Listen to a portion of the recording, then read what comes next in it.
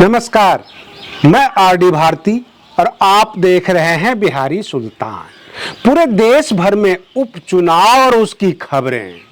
ऐसे दो विधानसभा का भी चुनाव है, झारखंड और महाराष्ट्र। झारखंड में 70 सीटों पर विधानसभा का चुनाव होना है और इंडिया गठबंधन ने करीब करीब अपना गठबंधन जो है डील फाइनल कर लिया है।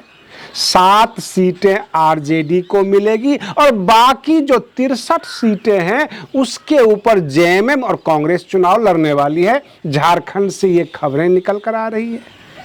महाराष्ट्र में 288 सीटों वाली महाराष्ट्र की विधानसभा चुनाव है महाराष्ट्र का, और वहां पर इंडिया गठबंधन और एनडीए का सीट शेयरिंग का फॉर्मूला रस्साकसी सब चल रहा है। एग्जैक्ट सीट किसको कितना मिल रहा है ये अभी फाइनल नहीं हुआ है। उत्तर प्रदेश में जो 9 सीटों पर जो विधानसभा का उपचुनाव है वहां पर यह देखा गया है कि अंबेडकर नगर का करहल सीट और मिर्जापुर जिला का मंझवा सीट बड़ी रस्साकसी है। करहल विधानसभा जो अंबेडकर नगर का है, बहुजन समाज पार्टी उस सीट को ले जाएगी, निकाल लेगी, ऐसी खबरें निकल कर आ रही है जो जमीनी रिपोर्ट है। मंझवा सीट पर ज्योतिर्बिंद को समाजवादी पार्टी ने उतारा है। भाजपा ने अभी अपना कैंडिडेट डिक्लेयर नहीं किया है। बहुजन समाज पार्टी की भी काफी मजबूती है वहां पर, तो बहुत जगह पूछने पे ये पता लगा कि बसपा और भाजपा का लड़ाई है। कुछ लोग कहते हैं सपा भाजपा की लड़ाई है, लेकिन वहां पर 2-3 बार जो है भाजपा के कैंडिडेट जीते हैं। आपको बता दें कि अनुप्रिया पटेल के चुनाव जीतने के बाद यह सीट खाली हुई और इस तरह से जगह जगह विधानसभा का उपचुनाव है। लेकिन सबसे बड़ा जो खेला है बिहार में, और बिहार में बस वही दिन दिखाई दे रहा है जैसे अरविंद केजरीवाल आम आदमी पार्टी की जब पहला चुनाव लड़ रहे थे उस वक्त कहा जाता है कि प्रशांत किशोर उनके इवेंट मैनेजर थे, यानी चुनाव मैनेजर थे, चुनाव को मैनेज कर रहे थे। इस बार बिहार में 3-4 सीटों का जो उपचुनाव है वहां पर प्रशांत किशोर ने अपने कैंडिडेट को उतारे हैं और बिल्कुल वैसा ही उसी तर्ज पर, क्योंकि जो बिहार में बेलागंज की सीट है, तमाम हिंदू भाइयों से पूछकर, कार्यकर्ताओं से पूछकर मुस्लिम कैंडिडेट प्रशांत किशोर ने दिया है।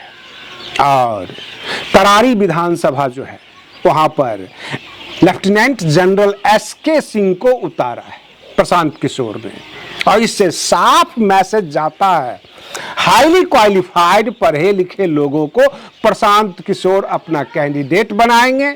और जाहिर सी बात है अभी तक बिहार के विधानसभा में लेफ्टिनेंट जनरल लेवल का कोई भी कैंडिडेट नहीं है।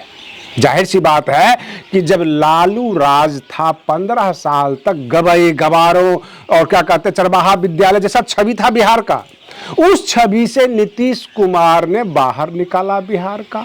लेकिन प्रशांत किशोर यह दिखाने की कोशिश कर रहे हैं कि बिहार की जो विधानसभा है, जो असेंबली है, वो हाईली क्वालिफाइड लोगों का होना चाहिए। जाहिर सी बात है लोग पसंद भी करते हैं।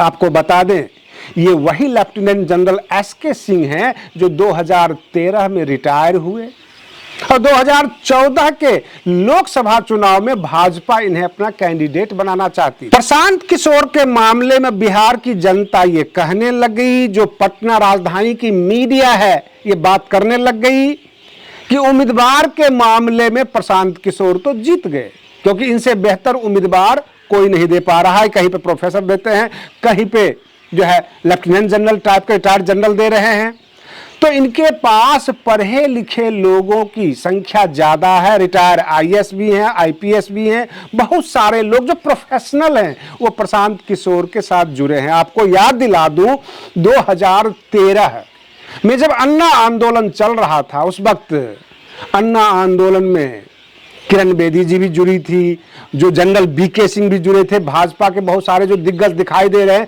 सब के सब अन्ना आंदोलन के हिस्सा थे। और यूं कह दें कि जो पढ़े लिखे ब्यूरोक्रेट्स जो फ्रस्ट्रेटेड थे वो सब के सब अन्ना आंदोलन में जुड़े थे। ये और बात है कि अन्ना आंदोलन से निकली हुई पार्टी आम आदमी पार्टी एक पूर्ण राजनीतिक दल बन गई। प्रशांत किशोर की पार्टी जो है जन स्वराज, यह भी पूर्ण राजनीतिक दल बन चुकी है।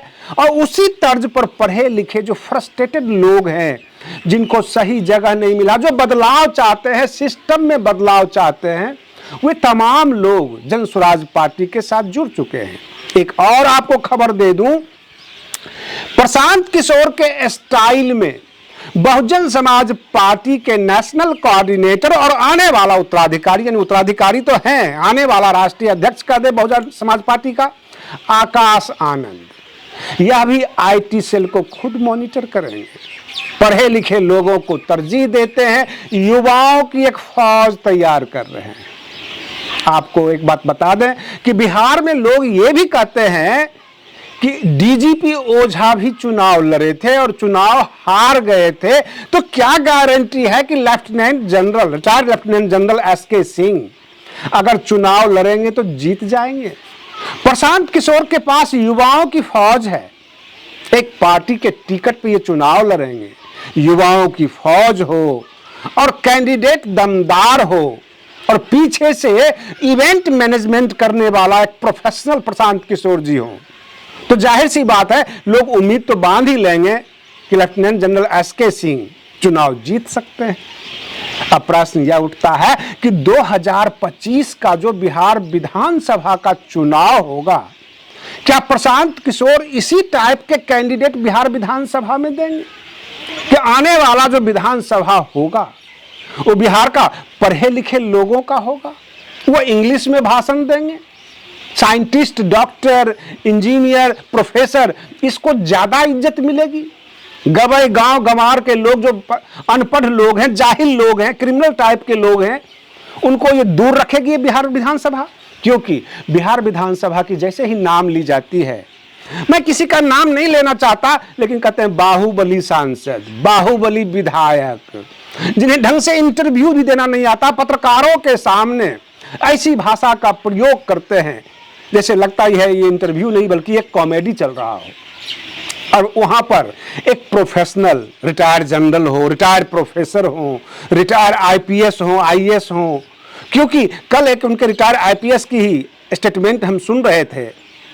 वो चाहते हैं बदलाव, वो चाहते हैं कि, सीधे बोल रहे थे, किसी थाने के अंदर अगर कोई क्राइम होता है, कोई वारदात होता है, तो पुलिस अधीक्षक सीधे उस थाने के थानेदार को जिम्मेदार बना दे, फिर देखिए क्राइम रुकता है कि नहीं।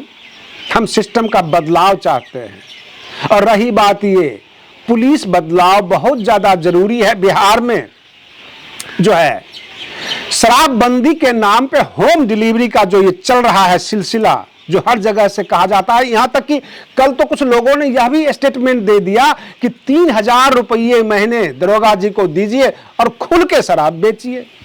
इस तरह के भी आरोप लग रहे हैं। राजनीतिक दल सत्ता पक्ष को आरोप लगा रही है और सत्ता पक्ष क्लियर जवाब नहीं दे पाती है। कभी शगुफा उठ जाता है, कहीं से गाहे बगाहे खबरें निकल कर आ जाती है कि अब शराबबंदी बहुत जल्दी ही 2-4 दिन में खत्म होने वाली है। नीतीश कुमार आज ही जा चुके हैं।